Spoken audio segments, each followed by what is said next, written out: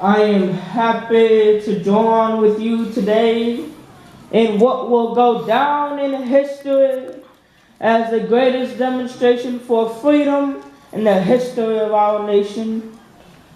50 years ago, a great American in whose symbolic shadow we stand today signed the Emancipation Proclamation. This momentous decree came as a great beacon light of hope to millions of Negro slaves who had been seared in the flames of withering injustice. It came as a joyous daybreak to end the long night of their captivity. But 100 years later, the Negro still is not free. 100 years later, the life of the Negro is still sadly crippled by the manacles of segregation and the chains of discrimination. 100 years later, the Negro lives on a lonely island of poverty in the midst of a vast ocean of material prosperity. 100 years later, the Negro still languished in the corners of American society and finds himself in exile in his own land. And so we've come here today to dramatize a shameful condition. In a sense, we've come to our nation's capital to cash a check. When the architects of our republic wrote the magnificent words of the Constitution and the Declaration of Independence, they were signing a promissory note to which all Americans were to follow heir. This note was a promise that all men, yes, black men as well as white men, would be guaranteed the unalienable rights of life, liberty, and the pursuit of happiness. It is obvious today that America has defaulted on this promissory note, and so far as her citizens of color are concerned, instead of honoring this sacred obligation, America has given the Negro people a bad check, a check which has come back marked insufficient funds. But we refuse to believe that the Bank of Justice is bankrupt. We refuse to believe that there are insufficient funds of great vaults of opportunity of this nation. And so we've come here to cash a check that will give us upon demand the riches of freedom and the security of justice. We have also come to this hallowed spot to remind America of the fierce urgency of now. This is no time to engage in the luxury of cooling off or to take the tranquilizing drug of gradualism. Now is the time to rise from the dark and desolate valley of segregation to the sunlit path of racial justice. Now is the time to lift our nation from the quicksands of racial injustice to the solid rock of brotherhood. Now is the time to make justice a reality for all of God's children. It would be fatal for the nation to overlook the urgency of the moment. This sweltering summer of the Negro's legitimate discontent will not pass until there is an invigorating autumn of freedom and equality. 1963 is not an end, but a beginning. And those who hope that the Negro needed to blow off steam will now be content, will have a rude awakening if the nation returns to business as usual. And there will neither be rest nor tranquility in America until the Negro is granted his citizenship rights. This work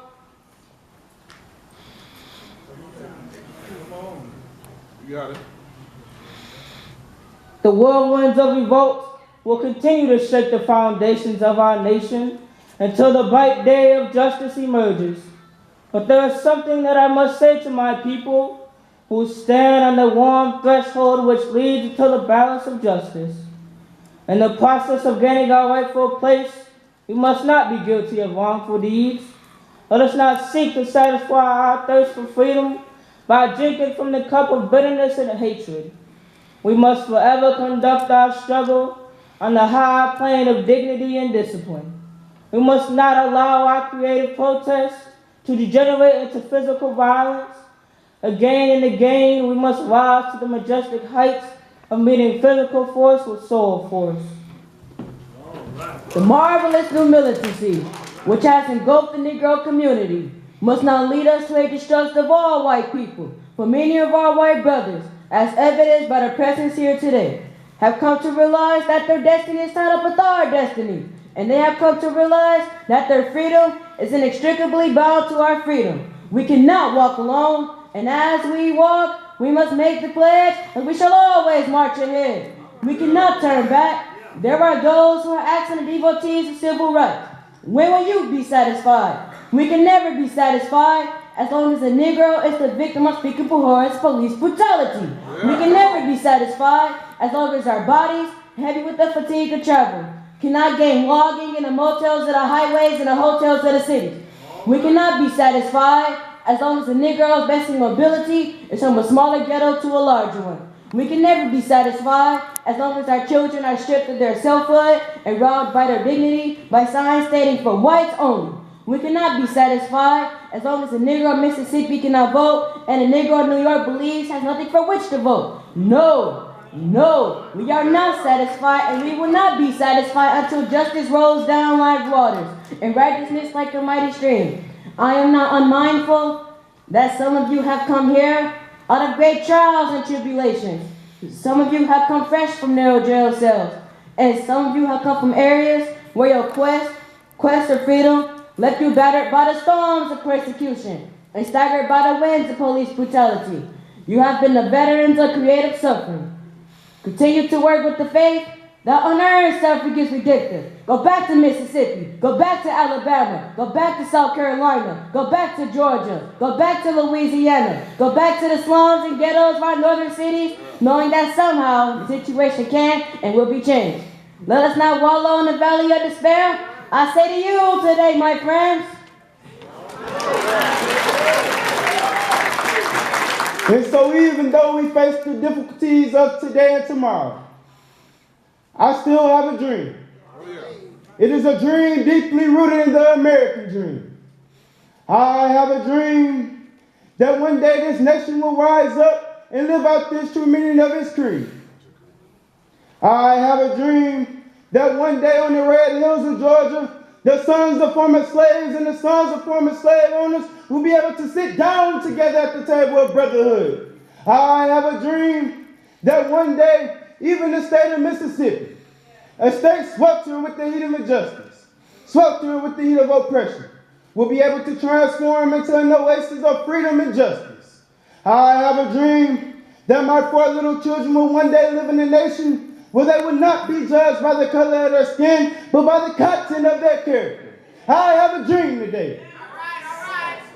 I have a dream that one day, down in Alabama, with this vicious racist, with this governor having his lips dripping with the words of interposition and nullification. One day, right there in Alabama, little black boys and black girls will be able to join their hands with little white boys and white girls as sisters and brothers. I have a dream today. I have a dream that one day every valley shall be exalted. Every hill and mountain will be made low. The rough places will be made plain, and the crooked places will be made straight. And the glory of the Lord shall be revealed, and all flesh shall see it together. This is our hope. And this is the faith I go back to the South with. And with this faith, we'll be able to hew out the mountain of despair a stone of hope. With this faith, we'll be able to transform the jangling discourse of our nation into a beautiful symphony of brotherhood. With this faith, we'll be able to work together, to pray together, to struggle together, to go to jail together, to stand up for freedom together, knowing that we will be free one day. And this will be the day when all of God's children will be able to sing with new meaning. My country, 'tis of thee, sweet land of liberty of thee I sing. Land of where my fathers died, land of pilgrims pride. From every mountain side, let freedom reign. And if America is to be a great nation, this must become true. And so let freedom reign from the prodigious hilltops of New Hampshire. Let freedom reign from the mighty mountains of New York. Let freedom reign from the heightened Alleghanies of Pennsylvania. Let freedom reign from the snow-capped Rockies of Colorado. Let freedom reign from the curvaceous slopes of California. But not only that, let freedom reign from Stone Mountain of Georgia. Let freedom reign from Lookout Mountain of Tennessee. Let freedom reign from every hill and molehill of Mississippi. From every mountainside, let freedom reign.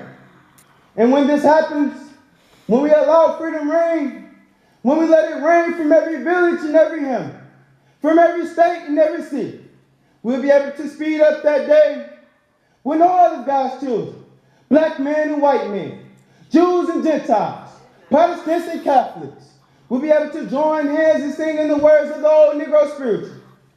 Free at last, thank God Almighty, we are free at last.